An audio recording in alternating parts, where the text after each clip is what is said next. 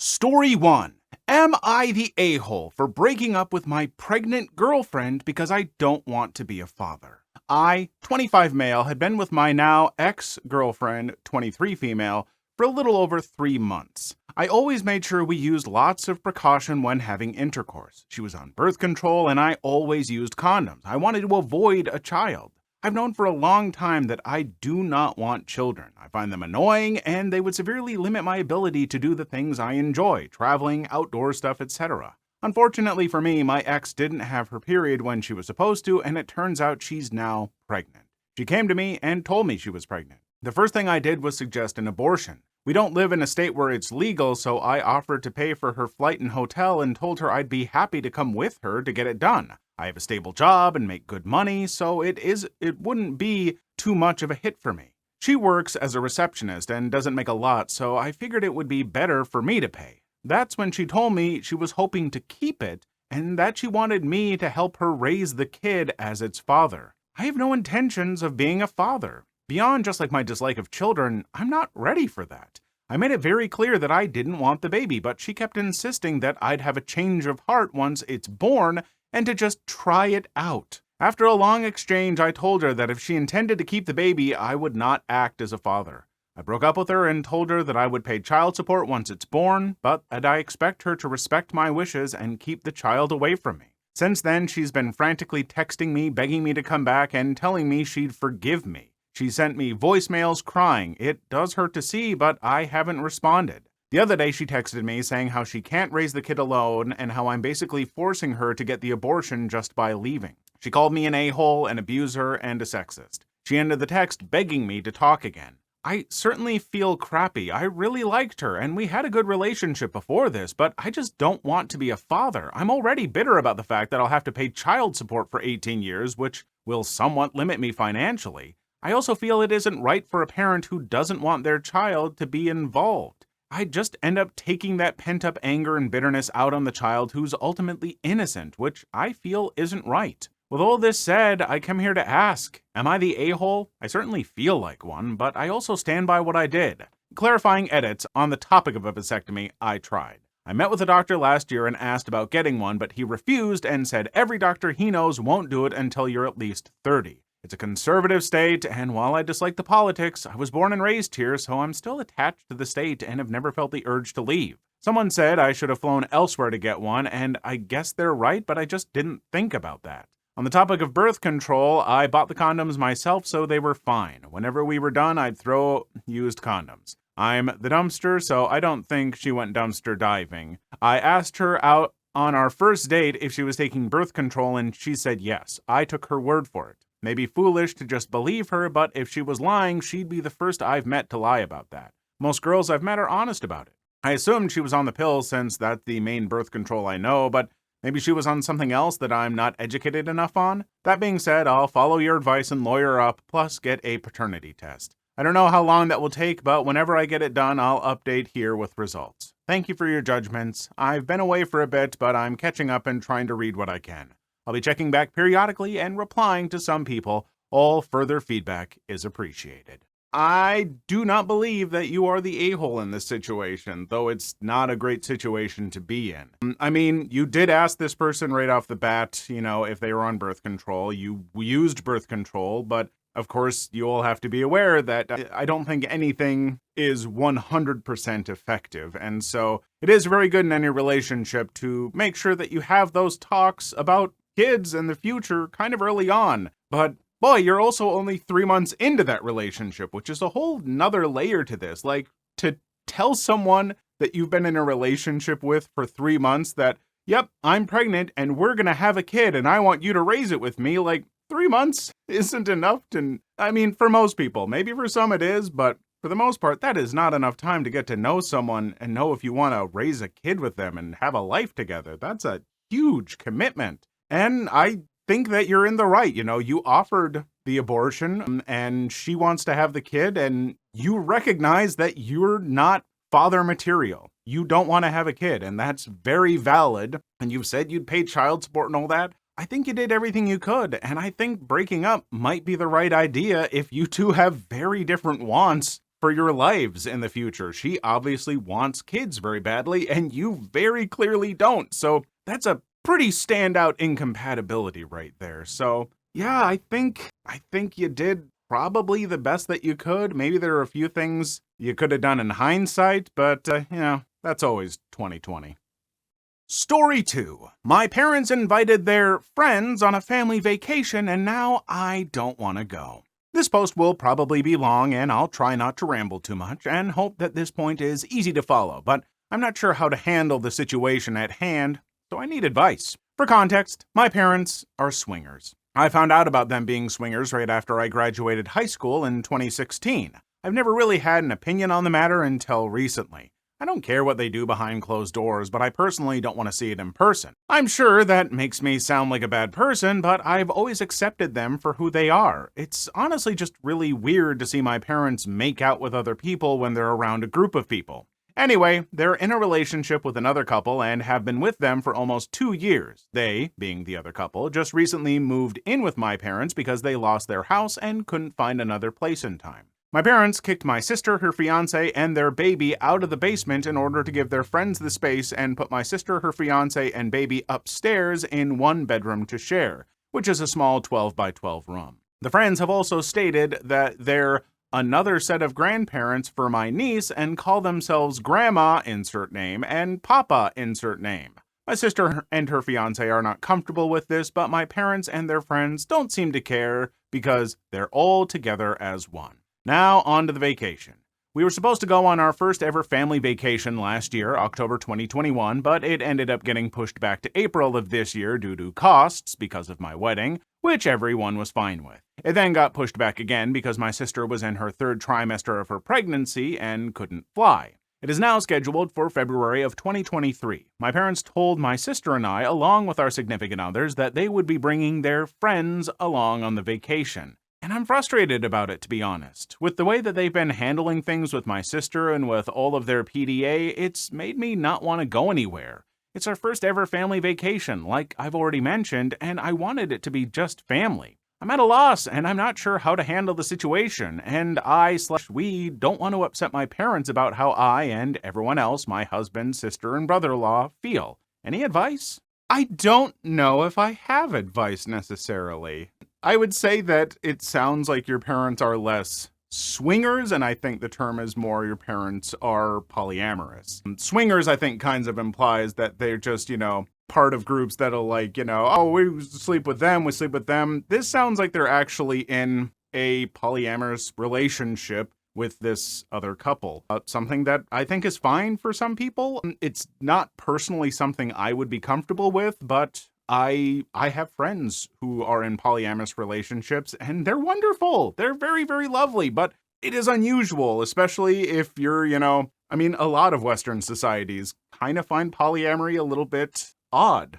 but it is, I think, a very legitimate relationship structure, and it can be very healthy. It's just, something that you're really, really not used to. And while you feel that this, vacation is family only and stuff, I imagine that if this family vacation was getting set up and you and your now, husband or whatever weren't married yet and were just like significant others or fiance or whatever, you would hope to bring them along because they're an important part of your life. They're basically family to you, except in, stamped government approved way. And I think that's maybe how your parents feel about this couple. They've been in a relationship with them for 2 years. They're all living together. And it sounds like, yeah, they're all part of this very non-traditional family structure. And so, but it's hard because, yeah, your kids, it's your parents, and it's strange for you. So I guess my best advice would be approach these things with an open mind and try to understand that this is probably something that is important to your parents and not just swinging and being around other people. This is a legitimate relationship for them. And so I would say open your mind a little bit, give it a try. I don't have all the details, and your feelings are valid, but your parents' feelings are valid too. Story 3. Today, I effed up by leaving my sketchbook in a pile of clothes.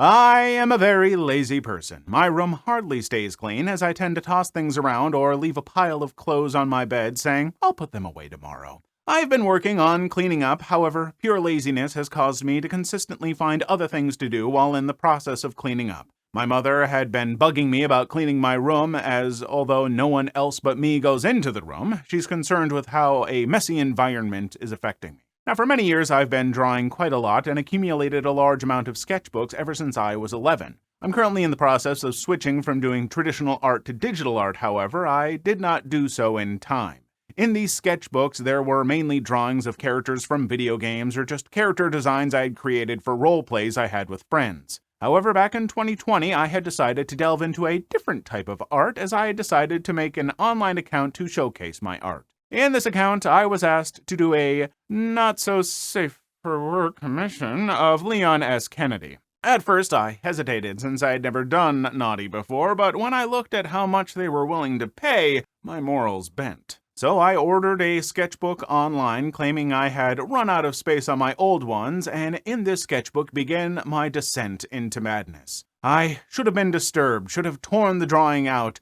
atoned for what I had done, but no. I had crossed the line and there was no going back.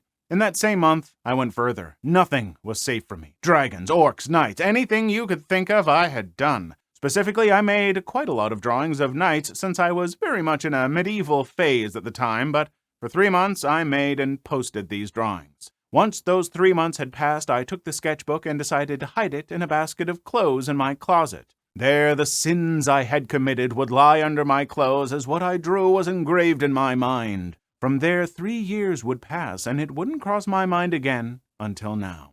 In the middle of the night, I had the urge to clean my room, so I did, leaving it utterly spotless. Mr. Clean would cry at the sight of my room. Feeling proud of myself and still having energy, I decided to take my cleaning venture further, going into my closet. I grabbed all the loose clothing and baskets in my closet, dumped them onto my bed, and began to clean. However, very quickly, I lost my motivation. Being the genius I am, I moved everything to the side of my bed to sleep, saying I would clean it up in the morning. So I slept, forgetting that I would have to commute to my university as I had lectures to attend to and would remain on campus until 6 p.m. When I woke up and remembered I had class and just shrugged, moving the pile of clothes on my bed a bit so it would be easier to see everything when I returned back to clean it. To my horror, when I returned back from my final lecture, my mother had a surprise for me. She decided to clean the mess of clothes that were in my bed since I had worked hard to clean the rest of my room. As I looked upon my now clean room, the realization hit me.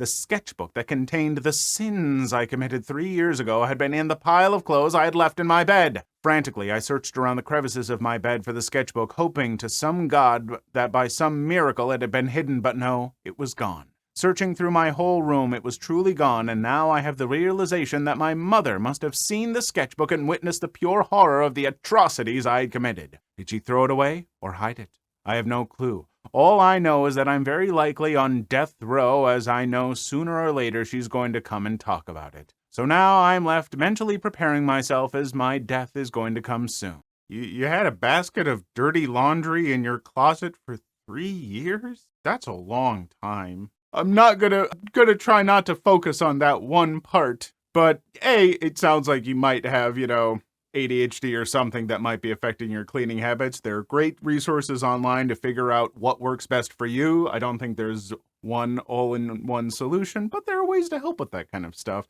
And being around a clean environment often does help creative types and everything. I should know. I need to do that stuff and kick my butt into gear all the time. My desk is currently not great, but not awful. But as far as that, you're an adult in college and everything. And if your mother comes to you with that, it's just like, what is this? I want to talk about this. Just go, yeah, I don't know. Granted, I guess she could be kind of unreasonable and kick you out or something, and that absolutely sucks. And hopefully that doesn't happen. And hopefully my dog stops barking. But I'm in the middle of this rant. We're just going to keep going. Yeah, I don't know. It's an awkward situation, but if it helps, young college student, let me just say that so much worse and so much more embarrassing things are going to happen to you in your life. So, just consider this another way that you're preparing for the real world and get ready. It's a wild ride. Story 4. My 30 male fiance, 38 female, is angry that I got my daughter 5 pairs of running shoes. My fiance has 3 kids, 16 male, 19 female, 13 male, with her ex. Meanwhile, I only have 1 kid with my ex, my daughter, 14 female. My daughter is a state qualifying cross-country and track runner. This means that her training schedule is rather intense, with her weekly mileage reaching into the high 70s and low 80s. At her most recent sports physical, I asked her doctor how often I should replace her shoes because I'm sure they get worn out pretty quickly with the amount of miles she's running each week. Her doctor recommended switching the shoes out every 6 months as well as getting 2 pairs of shoes so she can switch out the pairs she's wearing every other day or so. However, her shoes may need to get replaced earlier depending on how intense her weeks get. After the appointment, I took my daughter out to a few athletic stores so she can pick out a few pairs. I told her to pick out 4 pairs of running shoes, 2 for track season and 2 for cross-country. Then I told her to pick out a pair of spikes for her races. I spent over $300 for her shoes. When we came home, my fiancé saw the bags my daughter was holding, and my daughter excitedly told her about the new shoes she had gotten. My fiancé stayed quiet until later that night when we were getting ready for bed. She started yelling at me for being irresponsible and a horrible person to her own kids. She said she was very mad because I should also get her kids' shoes if I'm spending over $300 for my daughter. I mentioned that we agreed we would each provide for our own kids on our own, and her kids don't play any sports. They all sit in their rooms all day on their electronics. Even when I do buy them something, they never say thank you or appreciate what I get them. She got even angrier, and now she hasn't talked to me still. It's been 2 weeks. How do I handle her anger towards me for not getting her kids' shoes when I got my daughter's shoes? I'm going to go out on a limb and say that this is not the source of all the anger from the fiancé. I'm just guessing here. This is a little pew-pew shot into the dark, but it feels like there's something more, especially the way that you talk about her kids. That's like, oh, they just sit around playing on their electronics and they never say thanks when I get them stuff anyway. Like, it sounds like this issue goes a little bit further back because it does make sense for you to be like, hey, look, this is equipment for her. Like, this is for a sport that she's in. And, like saying like, hey, if your kids were doing something, we would want to get them the right equipment for that too. But like, if those kids, were suddenly into football and needed to get some like jock straps and football pads or whatever, we wouldn't buy jock straps and football pads for every kid, only the ones doing the sport. So it makes sense, but I feel like the way that your fiance held on to that and then suddenly lashed out, angry at you about it, it does just seem like there is deeper issues about your connections with each other's kids and maybe the way that you are towards her kids or vice versa or whatever. Like, things like this often aren't just about the one issue that's happening right there. And I don't have enough information to go any further into this. I've said my piece on this specific instance, but I would say for this person and anyone else out there who's just like, why is this such a big deal? Why are they so angry? Usually it's been building, okay? So look back at all that stuff, have some good, honest conversations about things, and hopefully you can work it out. Please leave your story in the comments. I would love to make a video on them in the future. Also, don't forget to like and subscribe.